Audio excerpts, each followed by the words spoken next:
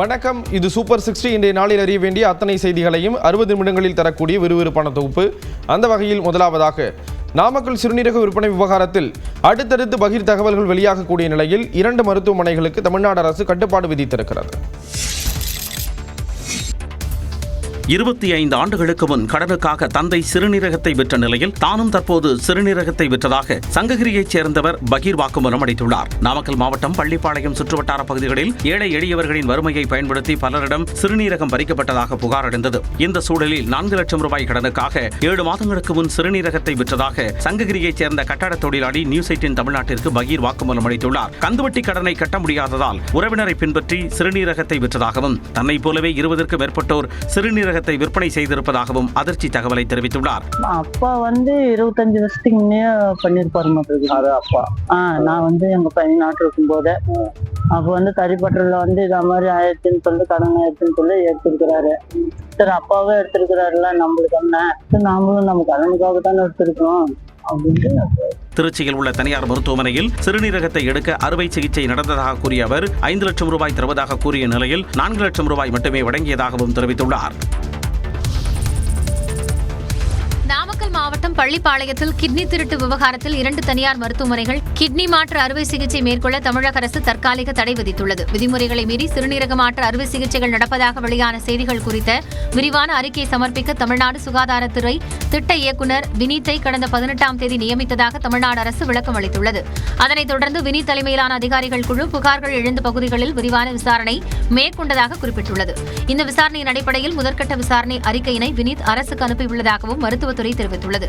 அந்த முதற்கட்ட விசாரணை அறிக்கையின் அடிப்படையில் பெரம்பலூர் தனலட்சுமி சீனிவாசன் மருத்துவக் கல்லூரி மருத்துவமனை, திருச்சி சித்தார் மருத்துவமனை ஆகிய மருத்துவமனைகளில் சிறுநீரக மாற்று அறுவை சிகிச்சை மேற்கொள்ள வழங்கப்பட்ட உரிமம் தற்காலிகமாக நிறுத்தி வைக்கப்பட்டுள்ளதாக குறிப்பிட்டுள்ளது.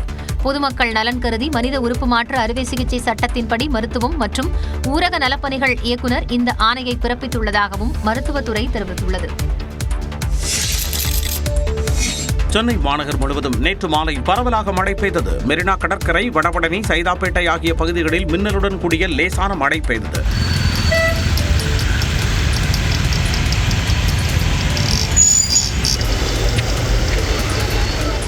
இதேபோல அம்பத்தூர், பாடி, அண்ணாநகர், சாலிகிராமம் ஆகிய இடங்களில் லேசான மழை பெய்தது. நுங்கம்பாக்கம், ஆயிரம் விளக்கு பகுதிகளிலும் மிதமான மழை பெய்தது. கோயம்பேடு, நெற்குன்றம், ஆழ்வார், திருநகர் உள்ளிட்ட பகுதிகளில் இரவிலும் மழை தொடர்ந்தது. திருவாரூர் மாவட்டம் முத்துப்பேட்டை, பாண்டி, எடையூர், ஆலங்காடு, ஜாம்பவானோடை, இடும்பாவானம் உள்ளிட்ட பல்வேறு பகுதிகளில் 1 மணி நேரத்திற்கு மேலாக பலத்த காற்றுடன் கூடிய கனமழை பெய்தது. நாகப்பட்டினம் மாவட்டத்தில் கீழையூர், ஈசனூர், திருப்பூண்டி, திருக்குவளை, கீழ்வேளூர் பகுதியில் பலத்த காற்றோடு கூடிய லேசான சாரல் மழை பெய்தது. நீலகிரி, தேனி, தென்காசி மாவட்டங்கள் மற்றும் கோவை மாவட்ட மலைப்பகுதிகளில் இன்று கனமழைக்கு வாய்ப்பிருப்பதாக வானிலை ஆய்வு மையம் தெரிவித்துள்ளது. மத்திய மேற்கு மற்றும் அதனையொட்டிய வடமேற்கு வங்கக்கடல் பகுதிகளில் வளிமண்டல மேலடுக்கு சுழற்சி நிலவி வருகிறது. இதேபோன்று தென்னிந்திய பகுதிகளின் மேல் மற்றொரு வளிமண்டல மேலடுக்கு சுழற்சி நிலவுவதால் நீலகிரி, தேனி, தென்காசி மாவட்டங்கள் மற்றும் கோயம்புத்தூர் மாவட்டத்தின் மலைப்பகுதிகளில் இன்று கனமழைக்கு வாய்ப்பிருப்பதாக வானிலை மையம் தெரிவித்துள்ளது. இதன் தொடர்ச்சியாக நீலகிரி, தேனி, தென்காசி மற்றும் கோயம்புத்தூர் மாவட்டத்தின் மலைப்பகுதிகளில் அடுத்த 2 நாட்களுக்கும் கனமழை தொடரும் என கணிக்கப்பட்டுள்ளது. இவற்றுடன் கன்னியாகுமரி மற்றும் திருநெல்வேலி மாவட்ட மலைப்பகுதியிலும் நாளை கனமழை பெய்யக்கூடும் என கூறப்பட்டுள்ளது. சென்னையில் இன்று ஒரு சில இடங்களில் இடி மின்னலுடன் கூடிய மிதமான மழைக்கு வாய்ப்பு இருப்பதாக வானிலை மையம் கணித்துள்ளது. மேட்டூர் அணை நடப்பாண்டில் 4வது முறையாக முழு கொள்ளளவான 120 அடியை எட்டியது. தென்மேற்கு பருவமழை காரணமாக கர்நாடக மாநிலத்தில் உள்ள கபினி, கிருஷ்ணராஜசாகர் அணைகள் நிரம்பியதால் உபரி நீர் காவிரி ஆற்றில் திறக்கப்பட்டு வருகிறது. இந்த நீர்வரத்தால் கடந்த மாதம் 29ஆம் தேதி மேட்டூர் அணை அதன் முழு கொள்ளளவான 120 அடியை எட்டியது. அதன் பிறகு மீண்டும் கடந்த 5ஆம் தேதி 2வது முறையாகவும் கடந்த 20ஆம் தேதி 3வது முறையாகவும் மேட்டூர் அணை முழு கொள்ளளவை எட்டியது. இந்நிலையில் மேட்டூர் அணை நடப்பாண்டில் 4வது முறையாக அதனுடைய முழு கொள்ளளவான 120 அடியை எட்டியுள்ளது. இதனால் காவிரி கரையோர மக்களுக்கு வெள்ள அபாய எச்சரிக்கை விடுக்கப்பட்டுள்ளது. மருத்துவமனையில் இருந்தபடியே உங்களுடன் ஸ்டாலின் திட்ட பயனாளிகளிடம் முதலமைச்சர் மு.க. ஸ்டாலின் கருத்துக்களை கேட்டறிந்தார். முதலமைச்சர் மு க ஸ்டாலின் விரைவில் வீடு திரும்புவார் என்று திமுக பொதுச் செயலாளர் துரைமுருகன் தெரிவித்துள்ளார். உடல்நலக்குறைவு காரணமாக சென்னை கிரீம் சாலையில் உள்ள அப்போலோ மருத்துவமனையில் முதலமைச்சர் மு க ஸ்டாலின் அனுமதிக்கப்பட்டுள்ளார். இந்நிலையில் நேரில் நலம் விசாரித்த திமுக பொதுச் செயலாளர் துரைமுருகன் மருத்துவமனையில் இருந்து மக்கள் பணியை முதலமைச்சர் பார்த்துக் கொண்டிருப்பதாக கூறினார்.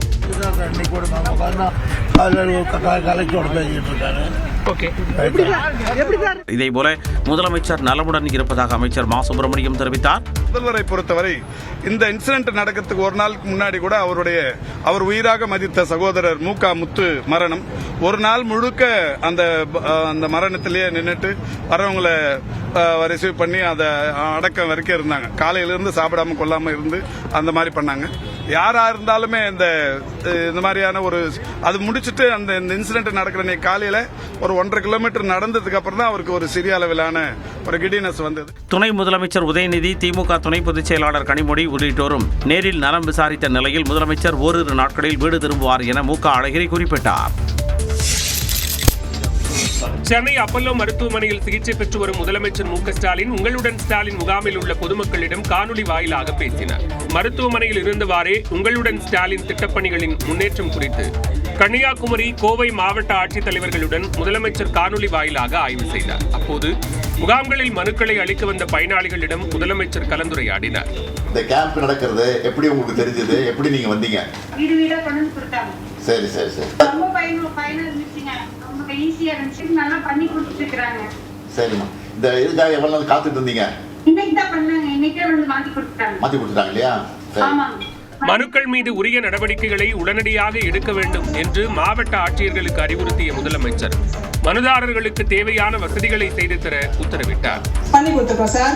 எல்லாருக்கும் இங்க பந்தல் போட்டு சேர்ஸ்ல இடம் கொடுத்துருக்கோம் சார். சரி சார். அதிகமா கலைஞர் மகளிர் உரிமை திட்டம் தான் சார் அதிகமா வருது. இன்ஃபேக்ட் இதுல உட்கார்ந்துருக்கவங்க எல்லாருமே அதுக்காக வந்தவங்க தான் சார். இதுக்கு அடுத்தது ரெவன்யூ டிபார்ட்மெண்ட் சார். பட்டா டிரான்ஸ்பர், இன்கம் சர்டிபிகேட். இந்த நிகழ்வின் போது தலைமைச் செயலாளர் முருகானந்தம் உட்பட அரசு உயரதிகாரிகள் உடனிருந்தனர். கங்கை கொண்ட சோழபுரத்தில் வரும் 27ஆம் தேதி நடைபெறவுள்ள ஆடி திருவாதிரை திருவிழாவில் பிரதமர் நரேந்திர மோடி பங்கேற்க உள்ள நிலையில் வண்ண விளக்குகளால் அலங்கரிக்கப்பட்டுள்ள சோழீஸ்வரன் ஆலயத்தின் அழகிய காட்சிதான் இது. கங்கை கொண்ட சோழபுரத்தில் உள்ள சோழீஸ்வரர் கோயிலில் மாமன்னர் முதலாம் ராஜேந்திர சோழனின் பிறந்த தினமான ஆடி திருவாதிரை தினத்தையும் அவரது கடல்சார் பயணத்தின் 1000வது ஆண்டையும் கோயிலின் கட்டுமான தொடக்கத்தை நினைவு கூறும் வகையிலும் ஆடி திருவாதிரை விழா 23ஆம் தேதி முதல் 27ஆம் தேதி வரை நடைபெறவுள்ளது. ஆடி திருவாதிரை பெருவிழாவை முன்னிட்டு வரும் 27ஆம் தேதி நடைபெறும் விழாவில் பிரதமர் நரேந்திர மோடி பங்கேற்கிறார். இந்நிலையில் சோழீஸ்வரர் கோயிலில் கலாச்சார அமைச்சகத்தின் கீழ் தஞ்சாவூரில் உள்ள தென்மண்டல கலாச்சார மையத்தில் பயிற்சி பெற்ற மாணவர்களின் கலை நிகழ்ச்சிகள் நடைபெற்றன.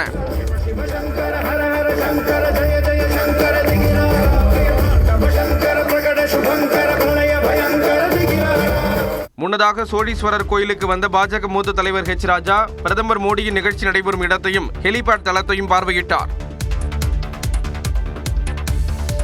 தூத்துக்குடியில் பிரதமர் நரேந்திர மோடியை எடப்பாடி பழனிசாமி சந்தித்து பேசுவாரா என்ற எதிர்பார்ப்பு எழுந்திருக்கிறது. எடப்பாடி பழனிசாமியின் 26ஆம் தேதி பயணத்திட்டம் ஒத்திவைக்கப்பட்டுள்ள நிலையில் அன்றைய தினம் தூத்துக்குடி வரக்கூடிய பிரதமர் நரேந்திர மோடியை இபிஎஸ் சந்திக்க வாய்ப்புள்ளதாக தகவல் வெளியாகியுள்ளது. அதிமுக பொதுச் செயலாளர் எடப்பாடி பழனிசாமி மேற்கொண்டு வரக்கூடிய மக்களை காப்போம் தமிழகத்தை மீட்போம் சுற்றுப்பயணத்தில் 26ஆம் தேதி சிவகங்கை மாவட்டத்தில் மேற்கொள்ளப்படவிருந்த பயணத்திட்டம் ஒத்திவைக்கப்பட்டுள்ளது. காரைக்குடி, திருப்பத்தூர், சிவகங்கை ஆகிய சட்டமன்ற தொகுதிகளில் மேற்கொள்ள இருந்த இந்த சுற்றுப்பயண திட்டம் வரக்கூடிய 29ஆம் தேதிக்கு மாற்றி அமைக்கப்பட்டிருப்பதாக அதிமுக தலைமை கழகம் அறிவித்துள்ளது. இதனிடையே 2 நாட்கள் பயணமாக தமிழ்நாடு வரக்கூடிய பிரதமர் நரேந்திர மோடி வரக்கூடிய 26ஆம் தேதி விரிவாக்கப்பட்ட தூத்துக்குடி விமான நிலையத்தை திறந்து வைக்க உள்ளார். இந்த நிகழ்ச்சியில் பிரதமர் நரேந்திர மோடியை அதிமுக பொதுச் செயலாளர் இபிஎஸ் சந்திக்க வாய்ப்பிருப்பதாகவும் அதன் பொருட்டே அவருடைய பிரச்சார சுற்றுப்பயணம் ஒத்திவைக்கப்பட்டிருப்பதாகவும் தகவல் வெளியாகியுள்ளது. பிரதமர் நரேந்திர மோடியை இபிஎஸ் சந்தித்தால் அதிமுக பாஜக கூட்டணி மீண்டும் அமைந்த பிறகு இருவரும் சந்திக்கக்கூடிய முதல் சந்திப்பாக அது அமையும் என்பது குறிப்பிடத்தக்கது. தமிழ்நாட்டில் தேசிய ஜனநாயக கூட்டணி வெற்றி பெற்று கூட்டணி கட்சிகளும் அமைச்சரவையில் இடம்பெறும் என அம்மா மக்கள் முன்னேற்ற கழகத்தின் பொதுச் செயலாளர் டிடிவி தினகரன் நம்பிக்கை தெரிவித்துள்ளார். தேசிய ஜனநாயக கூட்டணியின் கூட்டு மந்திரி சபை தமிழ்நாட்டில் இந்த முறை அமையும். எங்களது கூட்டணி ஆட்சினா பங்கு பெற அனைத்து கட்சிகளும் அதில் ஆட்சியில் அதிகாரத்தில் பங்கு பெற ஒரு நிலைமை இந்த முறை தமிழ்நாட்டு மக்கள் வழங்குவார். தேசிய ஜனநாயக கூட்டணியில் அமமுக தொடர்பதாக டிடிவி தினகரன் விளக்கம் அளித்துள்ளார். உங்களுக்கு தெரியும், நான் ஏற்கனவே எந்த கூட்டணியில் இருக்க 24 சட்டமன்ற பொதுத் தேர்தலில் இதே இடத்துல இருந்து தான் பாராளுமன்ற பொதுத் தேர்தலப்ப மோடி அவர்கள் 3வது முறையாக பிரதமர் ஆனால்தான் இந்தியாவிற்கும் இந்தியாவின் நலத்தி பாதுகாப்பிற்கும் வளர்ச்சிக்கும் நல்லதுன்னு சொல்லி அன்கண்டிஷனல் சப்போர்ட்னு சொல்லி இங்கே தான் நான் உங்கள் முன்னணியில் தான் அந்த ஆதரவை தெரிவித்தேன். திமுகவை வீழ்த்த மத்திய அமைச்சர் அமித்ஷா கூட்டணியை வெளிப்படுத்தி வருவதாக டிடிவி தினகரன் கூறினார். அவரு என்னுடைய நன்மை கருதி சொல்றாராம். திருமாவளவன் அவர்களே, அண்ணா திமுக பற்றி நீங்க கவலைப்பட வேண்டாம், உங்க கட்சியை பத்தி கவலைப்படுங்க. திமுக விடுதலை சிறுத்தையை கொஞ்சம் கொஞ்சமா விழுங்கிட்டு இருக்குது, பாதி விழுங்கிட்டாங்க, இனிமேல் உங்க கட்சி காப்பாத்திக்கங்க. அதிமுகவை பாஜக விழுங்கிவிடும் என்று எச்சரித்த விசிக தலைவர் திருமாவளவனுக்கு அதிமுக பொதுச் செயலாளர் எடப்பாடி பழனிசாமி அளித்த விளக்கம்தான் இது. மக்களை காப்போம் தமிழகத்தை மீட்போம் என்ற பெயரில் சுற்றுப்பயணம் மேற்கொண்டுள்ள அதிமுக பொதுச் செயலாளர் எடப்பாடி பழனிசாமி நேற்று ஒரத்தநாடு, பேராவூரணி, பட்டுக்கோட்டை சட்டமன்ற தொகுதிகளில் பரப்புரை மேற்கொண்டார். அப்போது பேசியவர் குரூப் 4 தேர்வு குளறுபடி குறித்து அரசு அளித்த பதில் திருப்தி அளிக்கவில்லை என்று கூறினார்.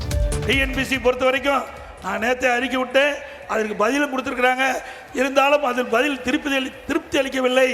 ஆகவே எங்களுடைய கட்சியின் சார்பா அல்லது பொது நபர்கள் உயர்நீதிமன்றத்தில் வழக்கு போடுவதாக இருக்கிறாங்க, நல்ல தீர்வு காணப்படும். திமுக மக்களிடம் நேர்மையாக நடந்த ஆட்சிக்கு வந்ததாக சரித்திரமே கிடையாது என்றும் எடப்பாடி பழனிசாமி விமர்சித்தார். விசிகவை திமுக விழுங்கிவிடும் என்று அதிமுக பொதுச் செயலாளர் எடப்பாடி பழனிசாமி விமர்சித்த நிலையில் பாஜக கொடுக்கும் வேலையை இபிஎஸ் செய்து வருவதாக விடுதலை சிறுத்தைகள் கட்சி பொதுச் செயலாளர் வன்னியரசு பதிலளித்துள்ளார். எடப்பாடி பழனிசாமி எங்களுக்கு துணை முதலமைச்சர் கொடுக்கறாரு, நிறைய சீட்டு தரனாரு, எங்கேயா சொன்னோம்? நீ எங்களை வச்சு அடையாளப்படுத்தாத. கொஞ்சம் கொஞ்சமா திமுக உங்க கட்சி சாப்பிட்டு இருக்குது, இன்னும் கொஞ்ச நாள் விழுகிரும், திமுக விழுகிரும். எங்களை யாரும் விழுங்க முடியாது. நாங்கள் எப்பொழுதுமே இந்த களத்திலே சமரசம் இல்லாமல் போராடுகின்ற போராளிகள். மரியாதைக்குரிய எடப்பாடி பழனிசாமி அவர்கள் முன்பு எங்களை கூட்டணிக்கு வர வேண்டும் என்று சொன்னார்கள். அதற்கு கொடுக்கப்பட்ட அசைன்மெண்ட் பாஜக தான். பாஜக சொன்னிச்சு, நீங்க அவர் அலைங்கன்னு சொன்னாங்க, அலைய கூப்பிட்டாரு. இப்ப அவர் திட்டுங்கன்னு சொல்றாங்க, திட்டுறாரு, அவ்வளவுதான். ராமதாஸின் இல்லத்தில் கைப்பற்றப்பட்ட ஒட்டுக்கேட்பு கருவி காவல்துறையிடம் ஒப்படைக்கப்பட்டிருக்கிறது. பாமக நிறுவனர் ராமதாஸ் வீட்டில் கண்டெடுக்கப்பட்டதாக கூறப்படும் ஒட்டுக்கேட்பு கருவி விசாரணைக்காக விழுப்புரம் மாவட்டம் கிளியனூர் காவல் நிலையத்தில் ஒப்படைக்கப்பட்டுள்ளது. திண்டிவனத்தை அடுத்த தைலாபுரத்தில் உள்ள தனது வீட்டில் தனது இருக்கைக்கு அருகே ஒட்டுக்கேட்பு கருவி இருந்ததாக பாமக நிறுவனர் ராமதாஸ் கடந்த 11ஆம் தேதி நடைபெற்ற வன்னியர் சங்க பொதுக்குழு கூட்டத்தில் தெரிவித்திருந்தார். இதைத் தொடர்ந்து சென்னையைச் சேர்ந்த தனியார் துப்பறியும் நிறுவன அதிகாரிகள் ராமதாஸ் வீடு முழுவதும் சோதனை செய்தனர். பின்னர் ஒட்டுக்கேட்பு கருவி தொடர்பாக கிளியனூர் காவல் நிலையம் மற்றும் சைபர் கிரைம் போலீசாரிடம் பாமகவின் தலைமை நிலைய செயலாளர் அன்பழகன் புகார் அளித்திருந்தார். இந்த புகார் தொடர்பாக ராமதாஸ் மற்றும் அவரது வீட்டில் பணியாற்றும் பணியாளர்களிடம் தனிப்படை போலீசார் விசாரணை நடத்தினர். இந்த நிலையில் காவல்துறையினரின் அறிவுறுத்தலின் பேரில் ராமதாஸின் இருக்கை அருகே கண்டெடுக்கப்பட்ட ஒட்டுக்கேட்பு கருவியை பாமகவினர் கிளியனூர் காவல் நிலையத்தில் விசாரணைக்காக ஒப்படைத்தனர். இதை எதற்காக வைத்தார்கள், ஏன் வைத்தார்கள், எப்படி வைத்தார்கள், இது யார் மூலமாக ஒட்டு கேட்கப்பட்டது? ஒட்டுக்கேட்பு கருவி குறித்து காவல்துறை உரிய விசாரணை நடத்தும் என்று நம்புவதாகவும் பாமகவினர் தெரிவித்தனர். கோவை பேரூர் பட்டீஸ்வரர் கோவில் நடை அடைக்கப்பட்ட பிறகு காவல் அதிகாரி பாண்டியராஜனை தரிசனம் செய்ய வைத்த விவகாரத்தில் கோயில் குருக்கள் மற்றும் எலக்ட்ரீசியன் சஸ்பெண்ட் செய்யப்பட்டுள்ளனர். ஆகம விதிப்படி கோவில் நடை சாத்திய பிறகு யாரும் சாமி தரிசனம் செய்ய அனுமதிக்க கூடாது. ஆனால் திருமலா பால் நிறுவன மேலாளர் நவீன் தற்கொலை விவகாரத்தில் காத்திருப்பு பட்டியலுக்கு மாற்றப்பட்ட துணை ஆணையர் பாண்டியராஜன் கோவை பேரூர் பட்டீஸ்வரர் கோவில் நடை அடைக்கப்பட்ட பின் சாமி தரிசனம் செய்தது சர்ச்சையானது. இது தொடர்பான காட்சிகள் சமூக வலைதளங்களில் வைரலான நிலையில் பாண்டியராஜனை கோவிலுக்குள் அழைத்துச் சென்று சாமி தரிசனம் செய்ய வைத்த கோவில் எலக்ட்ரிஷியன் வேல்முருகன் மற்றும் குருக்கள் சாமிநாதன் ஆகிய இருவரையும் தற்காலிக பணியிடை நீக்கம் செய்து இந்து சமய அறநிலையத்துறை அதிகாரிகள் நடவடிக்கை எடுத்துள்ளனர். விசாரணைக்கு ஒத்துழைக்க மறுத்ததாக முன்ஜாமீனை ரத்து செய்ய கோரி காவல்துறை தாக்கல் செய்த மனுவிற்கு மதுரை ஆதீனம் பதிலளிக்க உயர்நீதிமன்றம் உத்தரவிட்டுள்ளது. தொப்பி, தாடி வைத்திருந்தவர்கள் தன்னை காரை ஏற்றிக் கொள்ள முயன்றதாக மதுரை ஆதீனம் கூறியது சர்ச்சையை ஏற்படுத்தியது. சிசிடிவி காட்சிகளை ஆய்வு செய்ததில் அது பொய் என தெரியவந்தது. இதையடுத்து மத மோதலை தூண்டும் விதமாக சர்ச்சைக்குரிய வகையில் பேசியதாக மதுரை ஆதீனம் மீது சென்னை சைபர் கிரைம் போலீசார் 4 பிரிவுகளில் வழக்கு பதிவு செய்தனர். இதனைத் தொடர்ந்து மதுரை ஆதீனத்தின் வயதை கருத்தில் கொண்டு அவருக்கு நிபந்தனைகளுடன் சென்னை முதன்மை அமர்வு நீதிமன்றம் முன்ஜாமீன் வழங்கியிருந்தது. இருந்தது. வேண்டுமானால் மதுரை ஆதீனத்திடம் காவல்துறை நேரில் விசாரணை நடத்தலாம் என அறிவுறுத்தப்பட்டது. அதன்படி வழக்கு தொடர்பாக சென்னை சைபர் கிரைம் காவல்துறையினர் மதுரை ஆதீனத்திடம் நேரில் விசாரணை நடத்தினர். அப்போது அறுவை சிகிச்சை மேற்கொண்டதன் காரணமாக மதுரை ஆதீனம் படுத்த படுக்கையாக இருந்தபடி காவல்துறையினரின் கேள்விகளுக்கு பதிலளித்தார். இந்நிலையில் மதுரை ஆதீனம் விசாரணைக்கு ஒத்துழைக்க மறுப்பதாக கூறி அவரது முன்ஜாமீனை ரத்து செய்ய கேட்டு சென்னை உயர்நீதிமன்றத்தில் காவல்துறை மனு தாக்கல் செய்துள்ளது. இந்த மனு மீது வரும் 30ஆம் தேதிக்குள் பதிலளிக்க மதுரை ஆதீனத்திற்கு சென்னை உயர்நீதிமன்றம் உத்தரவிட்டுள்ளது. திருவாரூர் மாவட்டம் நன்னிலத்தில் சட்டவிரோத மது விற்பனையில் ஈடுபட்டவருடன் தொடர்பில் இருந்ததாக 3 காவலர்கள் பணியிடை நீக்கம் செய்யப்பட்டுள்ளனர். நன்னிலம் சுற்றுவட்டார பகுதிகளில் சட்டவிரோத மது விற்பனை நடைபெற்று வருவதாக தொடர்ந்து புகார்கள் எழுந்து வந்தன. அதன் அடிப்படையில் மாவட்ட எஸ்பி விசாரணை நடத்திய போது சட்டவிரோதமாக மது விற்பனையில் ஈடுபட்டவருடன் நன்னிலம் காவலர் சரவணன், தனிப்பிரிவு காவலர் ராஜேஷ், மதுவிலக்கு காவலர் செல்வேந்திரன் ஆகிய 3 பேரும் தொடர்பில் இருந்தது கண்டுபிடிக்கப்பட்டது. மேலும் இவர்கள் 3 பேரும் சட்டவிரோத மது விற்பனையில் ஈடுபட்டவருடன் தொலைபேசியில் அடிக்கடி பேசி வந்ததும் தெரிய வந்தது. இதனையடுத்து 3 காவலர்களை பணியிடை நீக்கம் செய்து மாவட்ட எஸ்பி கருண் கரட் உத்தரவிட்டுள்ளார். எதிர்க்கட்சி எம்பிக்களின் தொடர்மழையால் நாடாளுமன்றம் 3வது நாளாக முடங்கியது. நாடாளுமன்றத்தின் இரு அவைகளிலும் எதிர்க்கட்சி எம்பிக்கள் தொடர் அமளியில் ஈடுபட்டதால் 3வது நாளாக இரு அவைகளும் முழுமையாக முடங்கின. பீகார் வாக்காளர் பட்டியல் சிறப்பு திருத்தம், ஆபரேஷன் சிந்தூர் உள்ளிட்ட விவகாரங்கள் குறித்து உடனடியாக விவாதிக்க கோரி எதிர்க்கட்சியினர் தொடர் அமளியில் ஈடுபட்டனர்.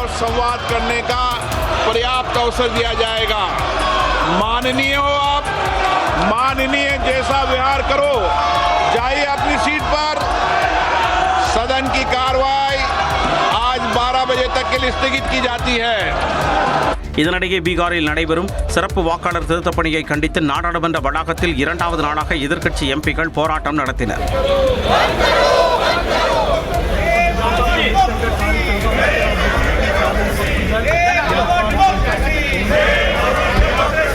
பின்னர் செய்தி அளித்த மக்களவை எதிர்க்கட்சித் தலைவர் ராகுல் காந்தி, பீகாரில் 52 லட்சம் வாக்காளர்கள் பெயர்களை காணவில்லை என்றும் வாக்காளர்கள் திருடப்படுவதாகவும் குற்றம் சாட்டியுள்ளார். सिस्टम नए तरीके से करेंगे, वोटर डिलीट करेंगे और नए तरीके से वोटर लिस्ट. हिंदुस्तान में इलेक्शन चोरी किए जा रहे हैं. தேர்தல் ஆணையத்தின் மிகப்பெரிய திருட்டை ஆதாரத்துடன் விரைவில் நிரூபிப்போம் என்றும் அவர் கூறினார்.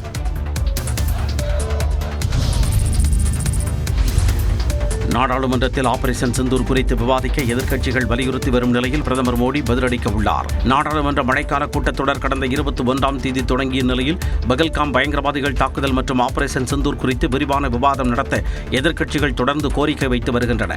இதனால் நாடாளுமன்றத்தின் இரு அவைகளும் தொடர்ந்து முடக்கப்பட்டு வருகின்றன.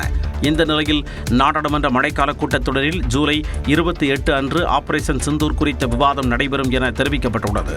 மக்களவையில் 16 மணி நேரமும் மாநிலங்களவையில் 9 மணி நேரமும் விவாதத்திற்காக ஒதுக்கப்படும் என்றும் அலுவல் ஆலோசனை குழு கூட்டத்தில் முடிவு செய்யப்பட்டுள்ளது. இந்த விவாதத்தின் போது எதிர்க்கட்சிகளின் கேள்விகளுக்கு பிரதமர் நரேந்திர மோடி, உள்துறை அமைச்சர் அமித்ஷா மற்றும் பாதுகாப்புத்துறை அமைச்சர் ராஜ்நாத் சிங் ஆகியோர் பதிலளிப்பார்கள் என்று தகவல் வெளியாகியுள்ளது. இந்த வாரம் இதுகுறித்து விவாதம் நடைபெறும் என எதிர்பார்க்கப்பட்டது.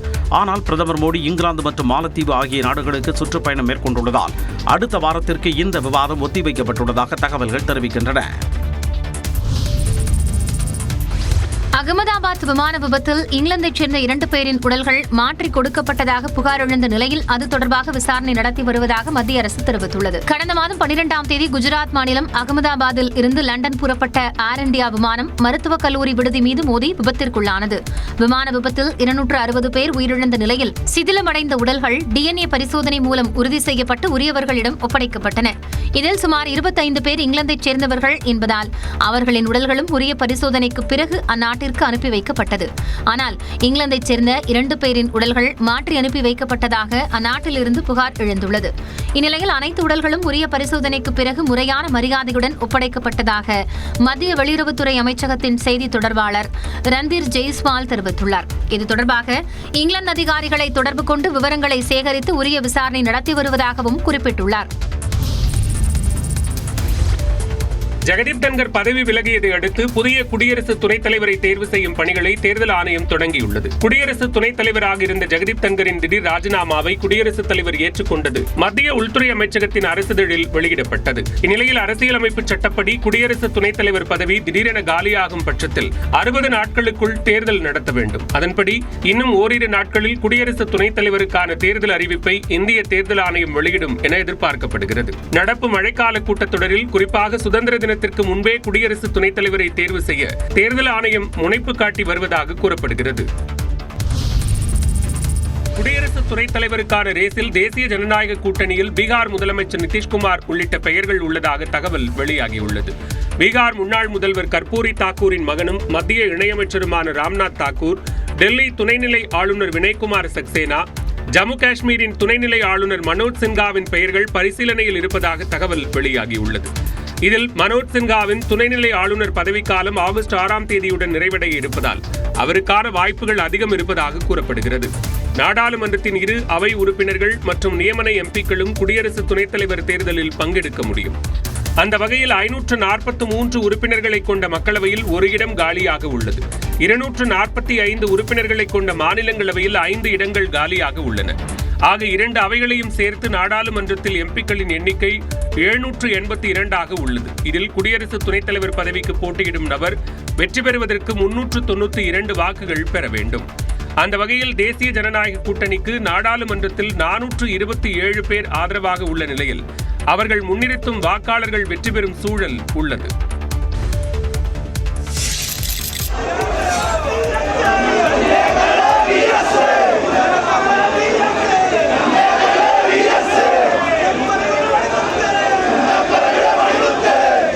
கேரள முன்னாள் முதலமைச்சர் VS அச்சுதானந்தனின் உடல் புன்னப்பரா தியாகிகள் நினைவிடத்தில் அரசு மரியாதையுடன் தகனம் செய்யப்பட்ட காட்சிகள் தான் இவை. கேரள முன்னாள் முதலமைச்சர் மார்க்சிஸ்ட் கம்யூனிஸ்ட் கட்சியின் மூத்த தலைவருமான VS அச்சுதானந்தன் வயது மூப்பால் கடந்த திங்கட்கிழமை காலமானார். அவரது உடல் பொதுமக்கள் அஞ்சலிக்கு பின்னர் திருவனந்தபுரத்தில் இருந்து ஆலப்புழாவின் புன்னப்பராவில் உள்ள அவரது இல்லத்திற்கு நேற்று நண்பகலில் எடுத்துச் செல்லப்பட்டது. அப்போது மழையை பொருட்படுத்தாமல் வழிநடுக லட்சக்கணக்கானோர் திரண்டு கண்ணீர் மல்க பிரியாவிடை கொடுத்தனர். இதனால் 150 கிலோமீட்டர் தூரத்தை கடக்க 22 மணி நேரமானது. பிற்பகலில் அச்சுதானந்தனின் பூர்வீக இல்லத்தில் அவரது உடல் வைக்கப்பட்டு இறுதிச் சடங்குகள் நடைபெற்றன. தொடர்ந்து இரவு 9 மணி அளவில் புன்னப்பராவில் உள்ள தியாகிகள் நினைவிடத்தில் அச்சுதானந்தனின் உடல் அரசு மரியாதையுடன் தகனம் செய்யப்பட்டது.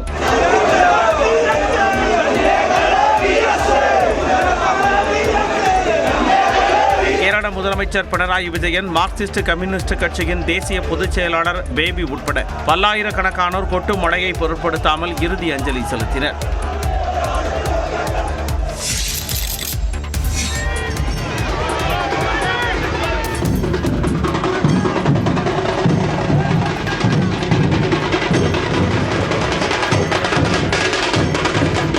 அரசுமுறை பயணமாக இங்கிலாந்து சென்றடைந்த பிரதமர் நரேந்திர மோடிக்கு பிரம்மாண்ட வரவேற்பு அளிக்கப்பட்டது.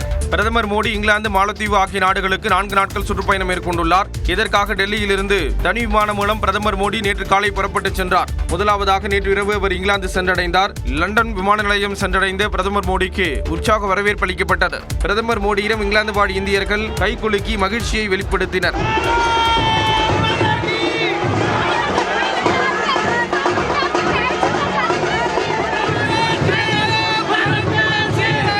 தொடர்ந்து இன்று இங்கிலாந்து பிரதமர் கீர் ஸ்டார்மரை சந்தித்து பிரதமர் மோடி பேச்சுவார்த்தை நடத்துகிறார். அப்போது இரு நாடுகளிடையே தடையற்ற வர்த்தக ஒப்பந்தம் கையெழுத்தாகும் என்று எதிர்பார்க்கப்படுகிறது. இந்த பயணத்தின் போது இங்கிலாந்து மன்னரையும் பிரதமர் மோடி சந்திக்க உள்ளார்.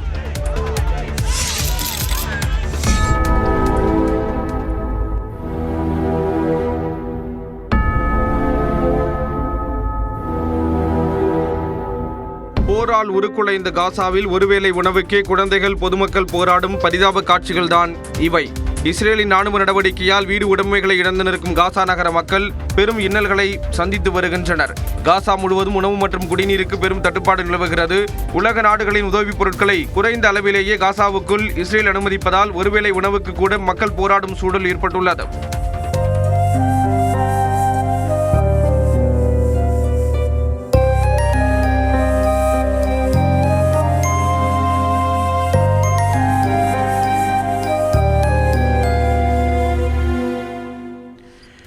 காசாவில் ஊட்டச்சத்து குறைபாடு மற்றும் பட்டினியால் ஒரே நாளில் 10 பேர் உயிரிழந்தனர். இதனால் பட்டினியால் உயிரிழந்தோர் எண்ணிக்கை 111 உயர்ந்துள்ளது.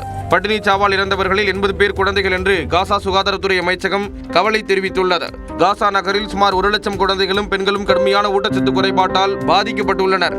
மேலும் காசாவின் மக்கள் தொகையில் 1/3 பகுதியினர் பல நாட்கள் சாப்பிடாமல் உள்ளதாக ஐநா அமைப்பு கூறியுள்ளது.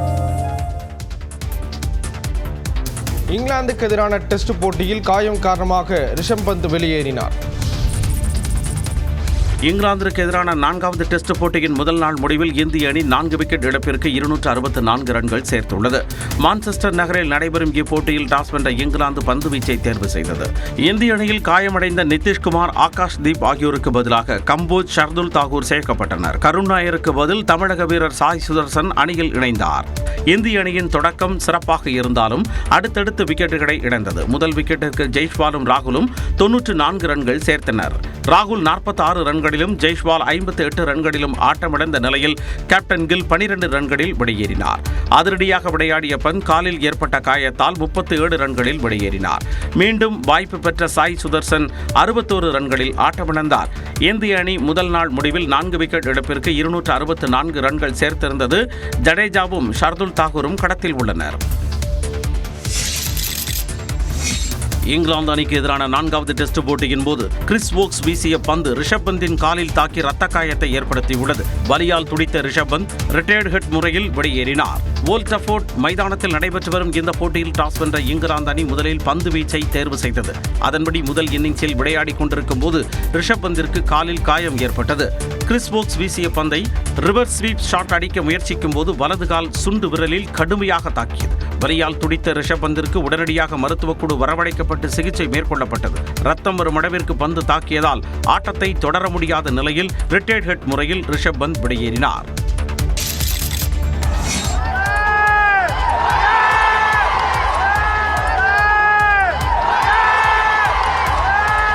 பாலிவுட் நட்சத்திரங்கள் பாணியில் தனக்கு பிறந்தநாள் வாழ்த்து கூற திரண்ட ரசிகர்களுக்கு நடிகர் சூர்யா நன்றி கூறிய காட்சியே இது. எவர் சார்மிங் ஹீரோவாக கொண்டாடப்பட்டு வரும் சூர்யாவுக்கு இது 50வது பிறந்தநாள். இணையதளம் முழுவதும் அவருக்கு வாழ்த்து கூறி ரசிகர்கள் ஒரு பக்கம் பதிவுகள் போட்டு வந்த நிலையில் மற்றொரு புறம் நேரில் வாழ்த்து தெரிவிப்பதற்காக சென்னை தியாகராய நகரில் உள்ள அவருடைய வீட்டை ரசிகர்கள் பலரும் சூழ்ந்தனர். அப்போது சூர்யா மாடியில் நின்றபடி அனைவருக்கும் கையசைத்து வாழ்த்து தெரிவித்தார். பிறகு மாடியில் நின்றபடியே ரசிகர்கள் தெரிவது போல் செல்ஃபி புகைப்படங்களையும் எடுத்தார்.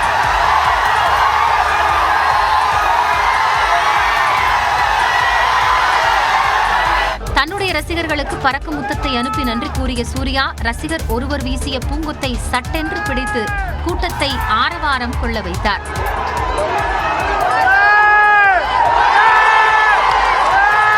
இதனிடையே நடிகர் சூர்யா தனது 50வது பிறந்தநாளை ஒட்டி சென்னை பாரிமுனையில் உள்ள காளிகாம்பாள் கோயிலில் தனது மனைவியும் நடிகையுமான ஜோதிகாவுடன் வந்து சிறப்பு பூஜை நடத்தினார். பாஜக ஆளும் மாநிலங்களுக்கு மட்டும் மத்திய அரசு நிதி வழங்குவதாக உதயநிதி ஸ்டாலின் குற்றம் சாட்டியிருக்கிறார். தமிழ்நாட்டின் கல்வி வளர்ச்சிக்காக மத்திய அரசு ₹1 கூட நிதி ஒதுக்கவில்லை என்று துணை முதலமைச்சர் உதயநிதி ஸ்டாலின் குற்றம் சாட்டியுள்ளார். சென்னையை அடுத்த பாரிவாக்கத்தில் முன்னாள் முதலமைச்சர் கருணாநிதியின் சிலை மற்றும் கலைஞர் நூலக திறப்பு விழாவில் பேசிய அவர் பாஜக ஆளும் மாநிலங்களுக்கு மட்டும் மத்திய அரசு நிதியை அள்ளி கொடுப்பதாக குறை கூறினார். அந்த மாநிலத்திற்கு 6,25,00,000 கோடி ரூபாயும், அசாம் மாநிலத்திற்கு 2 லட்சம் கோடி ரூபாயும், குஜராத் மாநிலத்திற்கு 1,25,000 கோடியும், ஆந்திர பிரதேசத்துக்கு 1,25,000 கோடியும் வழங்கப்பட்டிருக்கு. ஆனால் தமிழ்நாட்டுக்கு ஒன்றிய பாஜக அரசு கொடுத்தது ₹1 கொடுக்கல. முதலமைச்சர் மு க ஸ்டாலின் நலமுடன் இருப்பதாகவும் துணை முதலமைச்சர் தெரிவித்தார்.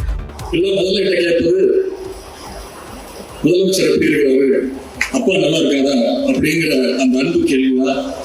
நம்முடைய தலைவர் முதலமைச்சர் அவர்கள், கழக தலைவர் அவர்கள் நலமாக இருக்கின்றார். விரைவில் இன்னும் ஒரு 2-3 நாட்கள்ல வீடு திரும்பி விடுவார். ஓரணியில் தமிழ்நாடு திட்டம் மூலம் திமுகவில் 2 கோடி பேர் இணைந்துள்ளதாகவும் மகளிர் ஆதரவு இருந்தால் 200 தொகுதிகளுக்கு மேல் திமுக வெற்றி பெறும் என்றும் துணை முதலமைச்சர் உதயநிதி ஸ்டாலின் தெரிவித்தார். தமிழ்நாட்டில் அதிமுக ஆட்சி அமைந்ததும் ஏழ்மை இல்லாத நிலையை உருவாக்குவதாக அதிமுக பொதுச் செயலாளர் எடப்பாடி பழனிசாமி தெரிவித்துள்ளார். தஞ்சாவூர் மாவட்டம் ஒரத்தநாட்டில் மக்களை காப்போம் தமிழகத்தை மீட்போம் என்ற பெயரில் எடப்பாடி பழனிசாமி சுற்றுப்பயணம் மேற்கொண்டார். அப்போது பொதுமக்கள் மற்றும் தொண்டர்கள் மத்தியில் பரப்புரை மேற்கொண்டவர் திமுக அரசு மீது பல்வேறு குற்றச்சாட்டுகளை வீசினார். ஏழைகள், ஒடுக்கப்பட்டவர்கள், தாழ்த்தப்பட்டவர்கள் அவருடைய வாழ்க்கை ஏற்றத்திற்கு படிக்கட்டாக இருந்த கட்சி அதிமுக கட்சி. இனி தமிழகத்தில் ஏழை என்ற சொல் இல்லை என்ற நிலையை அதிமுக அமைந்த பிறகு உருவாக்கும். தொடர்ந்து பேசியவர் அமைச்சர் துரைமுருகனின் விமர்சனத்திற்கும் பதிலளித்தார். துரைமுருகன் சொல்றார், எடப்பாடி பழனிசாமி கூவி அழைக்கிறாரு, அவர் வியாபாரம் நடக்கலீனா, ஏதாவது நம்ம கூட்டணி கூவி அழைக்கிறோமா, அங்க நம்ம கூட்டணிக்கு யாரும் வரலீனா. திரு துரைமுருகன் அவர்களே, உங்களுடைய கூட்டணியை முதல் பாருங்க. ஒவ்வொருவரும் ஒவ்வொரு பக்கம் இழுத்துக்கிட்டு இருக்கிறாங்க. இந்த வண்டியில மாட்ட போட்டுனா அங்கங்க இழுக்கும் பாருங்க. அது மாதிரி உங்களுடைய கூட்டணி எந்த நேரத்தில் உடையும் என்றே தெரியல. அதிமுக பாஜக கூட்டணி வலுவாக இருப்பதாகவும் வரும் தேர்தலில் அதிமுக தனி பெரும்பான்மையுடன் ஆட்சி அமைக்கும் என்றும் எடப்பாடி பழனிசாமி கூறினார். ஆடி அமாவாசையொட்டி ராமேஸ்வரத்தில் குவிந்த ஆயிரக்கணக்கான பக்தர்கள் புனித நீராடி தங்களது முன்னோர்களுக்கு தர்ப்பணம் கொடுத்தனர். ஆடி மாதத்தில் வரும் அமாவாசை என்று முன்னோர்களை நினைத்து வழிபாடு நடத்துவது வழக்கமாகும். அந்த வகையில் ராமநாதபுரம் மாவட்டம் ராமேஸ்வரத்தில் அதிகாலையிலேயே குவிந்த ஆயிரக்கணக்கான பக்தர்கள் அக்னி தீர்த்த கடலில் புனித நீராடினர். மேலும் கடற்கரையில் பிண்டம், எள்ளு வைத்து பித்ருக்களுக்கு தர்ப்பணம் செய்து முன்னோர்களை வழிபட்டனர்.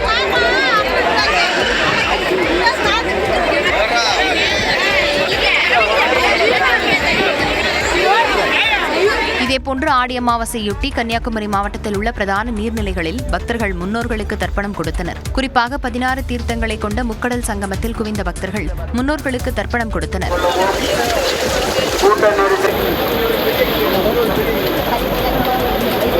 குழித்துறை, தாமிரபரணி ஆகிய நீர்நிலைகளிலும் அதிக அளவில் பக்தர்களை காண முடிந்தது.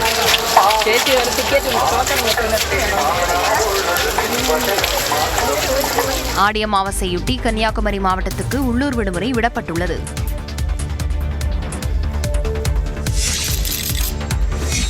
திருச்சி ஸ்ரீரங்கத்தில் ஆடி அமாவாசையொட்டி ஏராளமான பக்தர்கள் முன்னோர்களுக்கு தர்ப்பணம் கொடுத்தனர். அதிகாலையிலேயே ஸ்ரீரங்கம் அம்மா மண்டபத்தில் குவிந்த பக்தர்கள் காவிரி ஆற்றில் புனித நீராடினர். மேலும் எள், தர்ப்பண நீர், பிண்டம், அரிசி, வாழைக்காய் வைத்து முன்னோர்களை வழிபட்டனர்.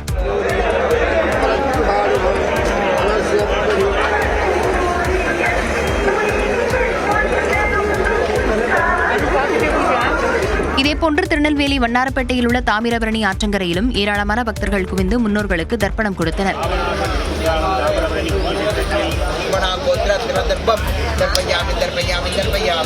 ஆடி அமாவாசையொட்டி விருதுநகர் மாவட்டம் சதுரகிரியில் ஆயிரக்கணக்கான பக்தர்கள் மலை மீது ஏறி சாமி தரிசனம் செய்தனர். சென்னையில் மெட்ரோ ரயில் திட்டப்பணி விறுவிறுப்பாக நடைபெற்று வருகிறது.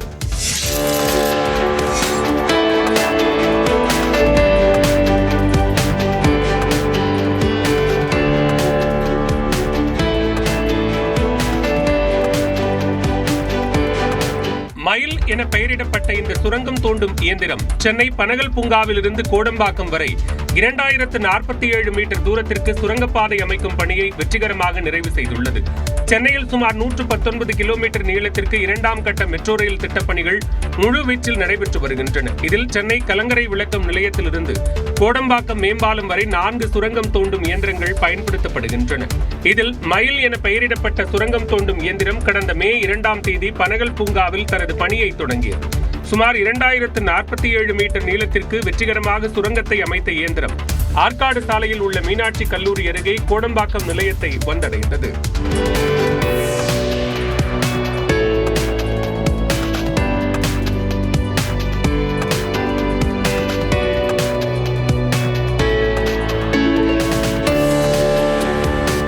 கலங்கரை விளக்கத்திலிருந்து பூந்தமல்லி புறவழிச்சாலை வரை சுமார் 27 கிலோமீட்டர் நீளத்தில் 12 சுரங்கப்பாதை நிலையங்கள், 18 உயர்த்தப்பட்ட நிலையங்களை கொண்ட வழித்தடத்தில் இது ஒரு முக்கிய சாதனை மைல்கல்லாக பார்க்கப்படுகிறது.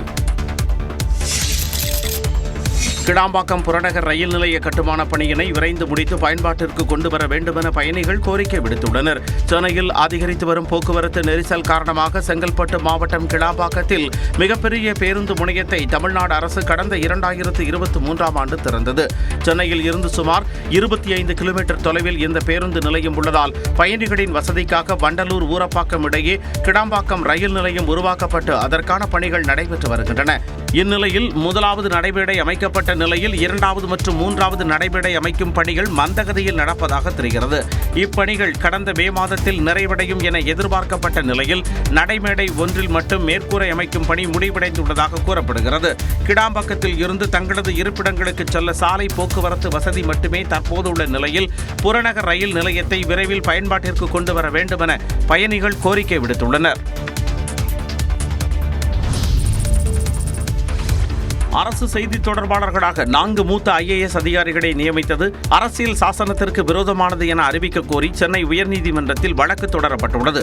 தமிழ்நாடு அரசு துறைகளின் முக்கிய தகவல்கள் திட்டங்களை பிற அரசு துறைகளுடன் ஒருங்கிணைக்க மூத்த IAS அதிகாரிகளான அமுதா, ஜே ராதாகிருஷ்ணன், ககன்தீப் சிங் பேடி, தீரஜ்குமார் ஆகிய 4 அதிகாரிகளை அண்மையில் தமிழ்நாடு அரசு நியமித்தது. இந்த நிலையில் இந்த உத்தரவை எதிர்த்து வழக்கறிஞர் சத்தியகுமார் என்பவர் சென்னை உயர்நீதிமன்றத்தில் பொதுநல மனு தாக்கல் செய்துள்ளார். அதில் உரிய நடைமுறைகளை பின்பற்றாமலும் அரசிதழில் அரசாணையாக வெளியிடாமலும் 4 IAS அதிகாரிகளை செய்தி தொடர்பாளர்களாக நியமித்துள்ளதாகவும் இதனால் அரசு அதிகாரத்தை தவறாக பயன்படுத்தி ஆளுங்கட்சிக்கு சாதகமான தகவல்களை வெளியிடும் அபாயம் உள்ளதாக கூறியுள்ளார். இது அரசியல் சாசனத்திற்கு விரோதமானது என தனது மனுவில் தெரிவித்துள்ள வழக்கறிஞர் சத்தியகுமார் 4 IAS அதிகாரிகளை அரசு செய்தி தொடர்பாளர்களாக நியமித்ததை ரத்து செய்ய வேண்டும் என தெரிவித்துள்ளார். இந்த மனு விரைவில் விசாரணைக்கு வரும் என எதிர்பார்க்கப்படுகிறது.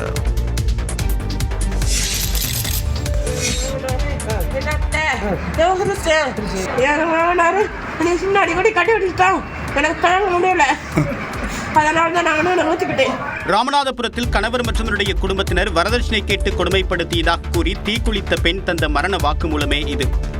பெருநாளி வீரமாய்ச்சன்பட்டியை சேர்ந்த முனீஸ்வரன் என்பவருக்கும் அதே கிராமத்தை சேர்ந்த ரஞ்சிதாவுக்கும் 13 ஆண்டுகளுக்கு முன்பாக திருமணமான நிலையில் 7 வயதில் ஒரு மகன், 5 வயதில் ஒரு மகள் உள்ளனர். நிலையில் ரஞ்சிதாவிடம் வரதட்சணை கேட்டு கணவர் முனீஸ்வரன், மாமனார் அண்ணாதுரை, மாமியார் சூரம்மாள் பல ஆண்டுகளாக மன உளைச்சலை ஏற்படுத்தி வந்ததாக கூறப்படுகிறது. மேலும் ரஞ்சிதாவுக்கு மாமனார் அண்ணாதுரை பாலியல் ரீதியாக துன்புறுத்தல் தந்து வந்ததாகவும் சொல்லப்படுகிறது. நிலையில் தன்னுடைய வீட்டில் ரஞ்சிதா மண்ணெண்ணெயை ஊற்றி தீக்குளித்தார். 70% தீக்காயங்களுடன் அவர் மதுரை அரசு ராஜாஜி மருத்துவமனையில் சேர்க்கப்பட்ட நிலையில் சிகிச்சை பலனின்றி உயிரிழந்தார். நகனட்டு இடம் வாங்கிட்டு வா, அது வாங்கிட்டு வா, உங்க தங்கச்சிகளுக்கு செய்யறாங்கல்ல, உனக்கு மட்டும் ஒண்ணுமே செய்ய மாட்டேங்கிறாங்க. எதுக்கு செய்ய மாட்டேங்கிறாங்க? நீ போய் அது வேணும் இது வேணும் நீ அழுதுகிட்டு கேட்கணும். நாங்க அடிச்சா நீ போக கூடாதுன்னு சொன்னா நீ போகாம இருக்க கூடாது. நீ போய் அது வேணும் இது வேணும்னு கேட்கணும் அப்படின்னு சொல்லி டெய்லி சித்திரவதை, டெய்லி அடி. பல ஆண்டுகளாக துன்புறுத்தலுக்கு உள்ளாகி மரணத்திற்கு காரணமாக இருந்த கணவர் குடும்பத்தினர் மீது நடவடிக்கை எடுக்க ரஞ்சிதாவின் உறவினர்கள் கோரிக்கை விடுத்துள்ளனர். ஆனைமலை கோயிலில் நடிகர் சிவகார்த்திகேயன் சாமி தரிசனம் செய்தார். பொள்ளாச்சி அருகே உள்ள ஆனைமலை மாசாணியம்மன் கோவிலில் நடிகர் சிவகார்த்திகேயன் சாமி தரிசனம் செய்தார். தமிழ்நாடு முழுவதும் ஆடி மாதம் என்பதால் கோயில்களில் பக்தர்களின் கூட்டம் அலைமோதுகிறது. அம்மன் கோவிலில் தினம்தோறும் சிறப்பு பூஜை செய்யப்பட்டு வருகிறது. அந்த வகையில் பொள்ளாச்சி அருகே உள்ள ஆனைமலையில் பிரசித்தி பெற்ற மாசாணியம்மன் கோவிலுக்கு உள்ளூர் மட்டுமல்லாது வெளிமாவட்டத்திலிருந்தும் ஏராளமான பக்தர்கள் நாள்தோறும் சாமி தரிசனம் செய்து வருகின்றனர். இந்நிலையில் இன்று பொள்ளாச்சி பகுதிக்கு வந்த நடிகர் சிவகார்த்திகேயன் ஆனைமலை மாசாணியம்மன் கோவில் பிரகாரத்தை சுற்றி வந்து சிறப்பு தரிசனம் செய்தார்.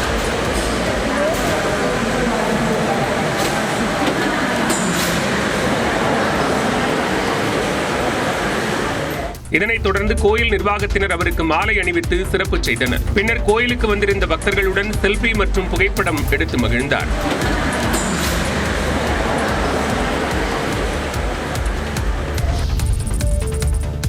கேரளாவில் 3.24 கோடி ரூபாய் வழிப்பறி செய்த வழக்கில் திருவாரூரைச் சேர்ந்த பாஜக நிர்வாகியை கேரள போலீசார் கைது செய்துள்ளனர்.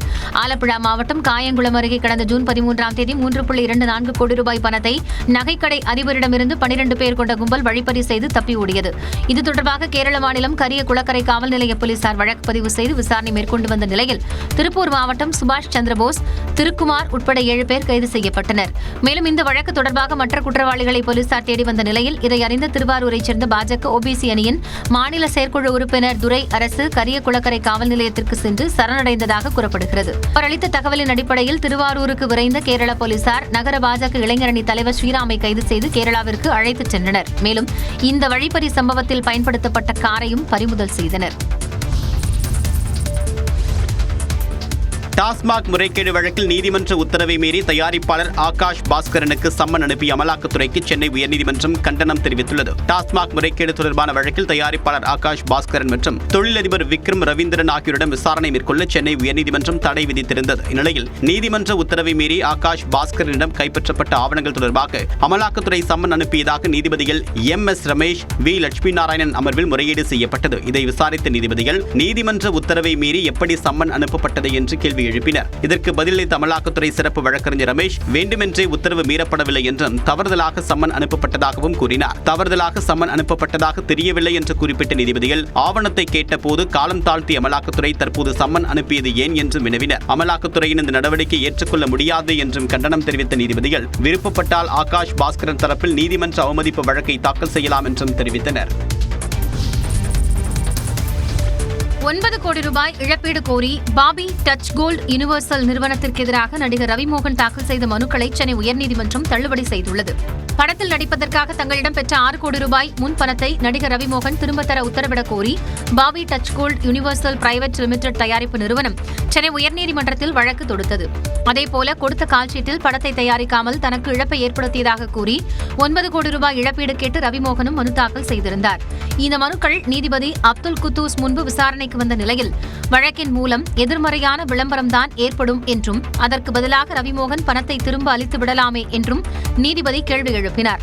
அதற்கு பதிலளித்த ரவிமோகன் தரப்பு வழக்கறிஞர் அடுத்த படத்தில் நடிக்கும் போது பணத்தை திருப்பி அளிப்பதாக கூறியதை தயாரிப்பு நிறுவனம் ஏற்கவில்லை என்றும் கால்ஷீட்டையும் பயன்படுத்தவில்லை என்றும் கூறினார். தயாரிப்பு நிறுவனம் தரப்பில் ஆஜரான வழக்கறிஞர் தற்போது தாங்கள் அளித்த பணத்தில் சொந்த தயாரிப்பு நிறுவனத்தை தொடங்கியிருப்பதாக குற்றம் சாட்டினார். இருதரப்பு வாதங்களையும் கேட்ட நீதிபதி பிரச்சனையை தீர்க்க மத்தியஸ்தரை நியமிப்பதாக கூறி ரவிமோகனின் மனுவை தள்ளுபடி செய்தார். மேலும் 5,90,00,000 ரூபாய்க்கான சொத்து உத்தரவாதத்தை தாக்கல் செய்ய ரவிமோகனுக்கு உத்தரவிட்டு 4 வாரங்களில் உத்தரவு தொடர்பான அறிக்கையை தாக்கல் செய்யவும் உத்தரவிட்டு விசாரணையை ஒத்திவைத்தார்.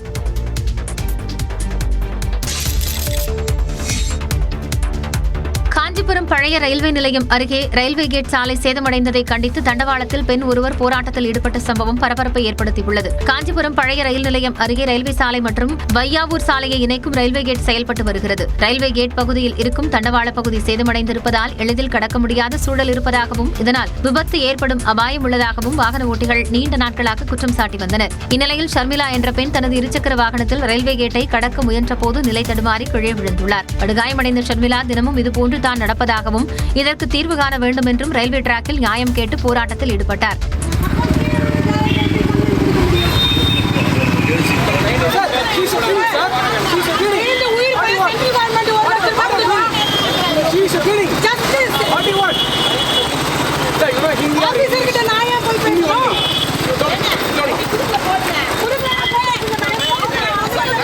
இதனைத் தொடர்ந்து வழியாக சென்ற வாகன ஓட்டிகளும் ஷர்மிளாவிற்கு ஆதரவாக போராட்டத்தில் ஈடுபட்டனர். இதனால் அப்பகுதியில் பெரும் போக்குவரத்து நெரிசல் ஏற்பட்டதுடன் அந்த வழியாக செல்லும் ரயில்களின் சேவையும் பாதிக்கப்பட்டது.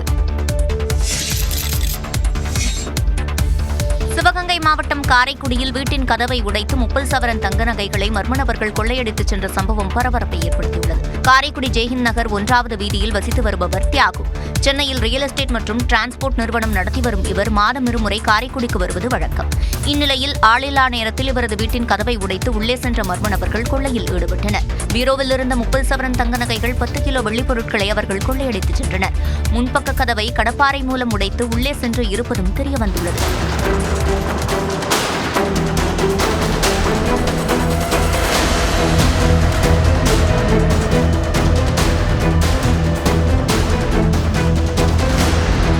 சில தினங்கள் முன்பு காரைக்குடி அருகே உள்ள திருப்பத்தூர் பகுதியில் கடப்பாறையின் மூலம் 5 கடைகளை உடைத்து திருட்டு சம்பவம் நடைபெற்றிருந்ததால் இரண்டுக்கும் தொடர்பு இருக்குமா என்ற கேள்வி எழுந்துள்ளது. சென்னையில் 2வது மாடியிலிருந்து குழந்தை கீழே விழுந்த சம்பவம் அதிர்ச்சியை ஏற்படுத்தியிருக்கிறது.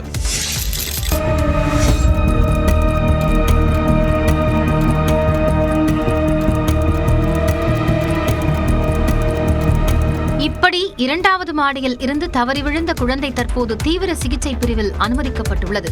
சென்னை 7 கிணறு பகுதியைச் சேர்ந்தவர் ஷானவாஸ். இவரது 2 வயது மகன் மாஸ் 2வது மாடியில் உள்ள வீட்டு பால்கனியில் விளையாடிக் கொண்டிருந்தார். அப்போது எதிர்பாராத விதமாக பால்கனியில் இருந்து தவறி கீழே விழுந்ததில் குழந்தைக்கு தலையில் பலத்த காயம் ஏற்பட்டது. உடனடியாக அக்கம் பக்கத்தினர் குழந்தையை மீட்ட நிலையில் சிகிச்சைக்காக ஸ்டான்லி அரசு குழந்தைகள் நல மருத்துவமனையின் தீவிர சிகிச்சை பிரிவில் அனுமதித்தனர். அங்கு குழந்தைக்கு தீவிர சிகிச்சை அளிக்கப்பட்டு வருகிறது. இதுகுறித்து தகவல் அறிந்து 7 கிணறு காவல் நிலையத்தினர் சம்பவ இடத்திற்கு சென்று விசாரணை நடத்தினர். குழந்தை தவறி விழும் பதற வைக்கும் CCTV காட்சிகள் வெளியாகியுள்ளது.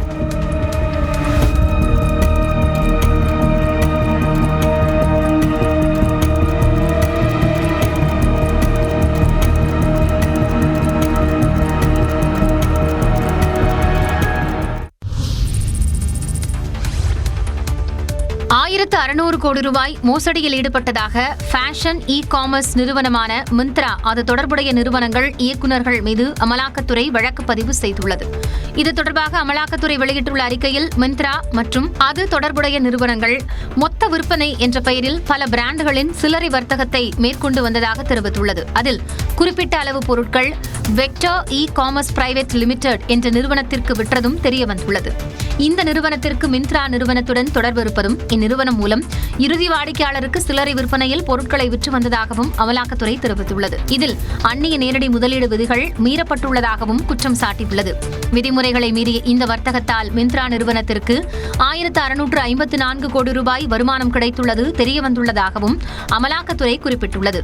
இதன் அடிப்படையில் FEMA சட்டப்பிரிவு 16 பிரிவு 3 கீழ் மிந்த்ரா நிறுவனம் மீது வழக்கு பதிவு செய்யப்பட்டுள்ளதாக அமலாக்கத்துறை விளக்கமளித்துள்ளது.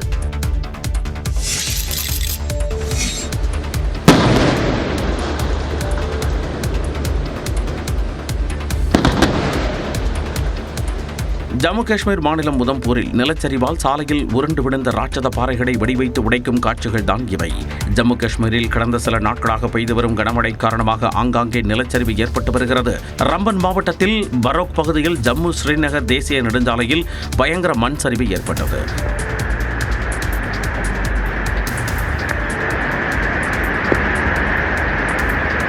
இதனால் அங்குள்ள சுரங்கப்பாதை மூடப்பட்டதால் தேசிய நெடுஞ்சாலையில் போக்குவரத்து முடங்கியது. இதேபோன்று உதம்பூரில் ஜம்மு ஸ்ரீநகர் தேசிய நெடுஞ்சாலையிலும் மண் சரிவு ஏற்பட்டு ராட்சத பாறைகள் உருண்டு விழுந்தன. இதைத் தொடர்ந்து தொழிலாளர்கள் ராட்சத பாறைகளை வெடிவைத்து தகர்த்து அப்புறப்படுத்தும் பணியில் ஈடுபட்டுள்ளனர்.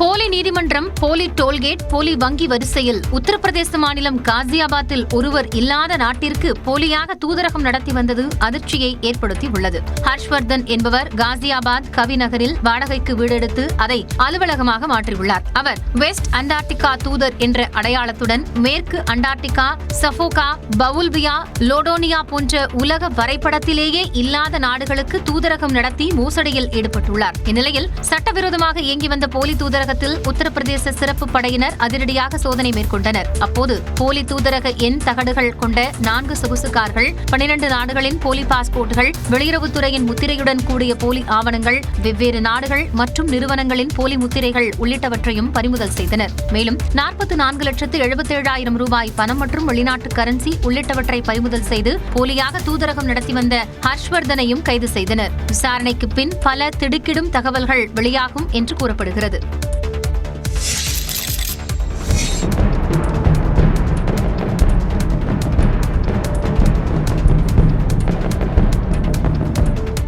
மேற்குவங்க மாநிலத்தில் குடிநீர் குழாய் செல்லும் இரும்பு பாலம் இடிந்து சேதமடைந்த காட்சிகள் தான் இவை. அன்சோல் மாவட்டத்தில் குடிநீர் தேவையை பூர்த்தி செய்யும் விதமாக தாமோதர் நதியின் குறுக்கே இரும்பு பாலம் அமைத்து குடிநீர் கொண்டு செல்வதற்காக ராட்சத குழாய்கள் அமைக்கப்பட்டுள்ளன. இந்நிலையில் அண்மையில் பெய்த மழையால் தாமோதர் நதியில் வெள்ளப்பெருக்கு ஏற்பட்டதால் இரும்பு பாலம் இடிந்து விழுந்தது. இதில் குடிநீர் கொண்டு செல்லும் குழாய்களும் உடைந்து தண்ணீர் வீணாக வெளியேறியது. இதன் காரணமாக அன்சோல் மாவட்டத்தில் பல்வேறு பகுதிகளில் குடிநீர் தட்டுப்பாடு அபாயம் எழுந்துள்ளது. விபத்து நிகழ்ந்த இடத்தில் பாஜக சட்டமன்ற உறுப்பினர் அக்னிமித்ரா பால் நேரில் பார்வையிட்டு ஆய்வு செய்தார். ஆற்றில் சட்டவிரோதமாக மணல் அள்ளியதால் தான் பாலம் இடிந்து விழுந்ததாக அவர் குற்றம் சாட்டியுள்ளார். முன்கை தசை அசைவுகளின் மூலம் கணினிக்கான கட்டளைகளை அனுப்பக்கூடிய பிரேஸ்லெட் வடிவிலான இயந்திரத்தை மெட்டா நிறுவனம் வடிவமைத்து அசத்தியுள்ளது.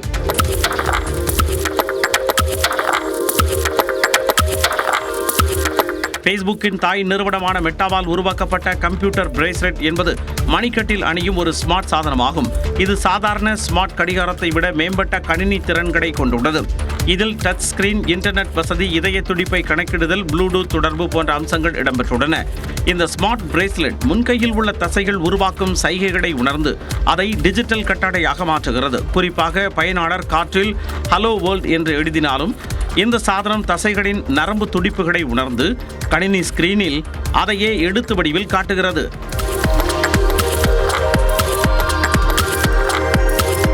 தசை பலவீனம், பக்கவாதம் அல்லது உறுப்பு துண்டிக்கப்பட்டவர்கள் உள்ளிட்டோருக்கு இந்த சாதனம் வரப்பிரசாதமாக அமையும் என்று கூறப்படுகிறது. அத்துடன் இந்த தொழில்நுட்பம் எதிர்காலத்தில் செல்போன் பயன்பாட்டை குறைக்கும் என எதிர்பார்க்கப்படுகிறது. ஆஸ்திரேலியாவில் இந்திய மாணவர் மீது தாக்குதல் நடத்தப்பட்டிருக்கிறது.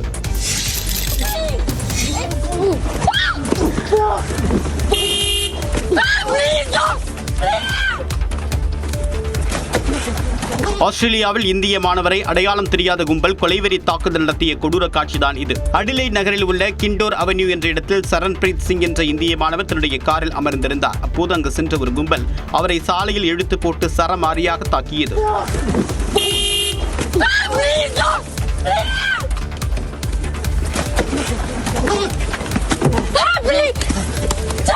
இதில் மயங்கி விழுந்த இளைஞர் உடனடியாக மருத்துவமனைக்கு அழைத்து செல்லப்பட்டார். இது தொடர்பாக வழக்கு பதிவு செய்த காவலர்கள் சந்தேகத்தின் அடிப்படையில் ஒரு இளைஞரை பிடித்து விசாரணை மேற்கொண்டு வருகின்றனர். கார் நிறுத்துவது தொடர்பாக மோதல் ஏற்பட்டதாக கூறப்படக்கூடிய நிலையில் இனவெறி காரணமாகவே கொடூர தாக்குதலில் ஈடுபட்டதாக தகவல் வெளியாகியுள்ளது. இந்நிலையில் ஆஸ்திரேலியாவில் உள்ள இந்தியர்களின் பாதுகாப்பை மத்திய அரசு உறுதி செய்ய வேண்டும் என்ற கோரிக்கை எழுந்துள்ளது.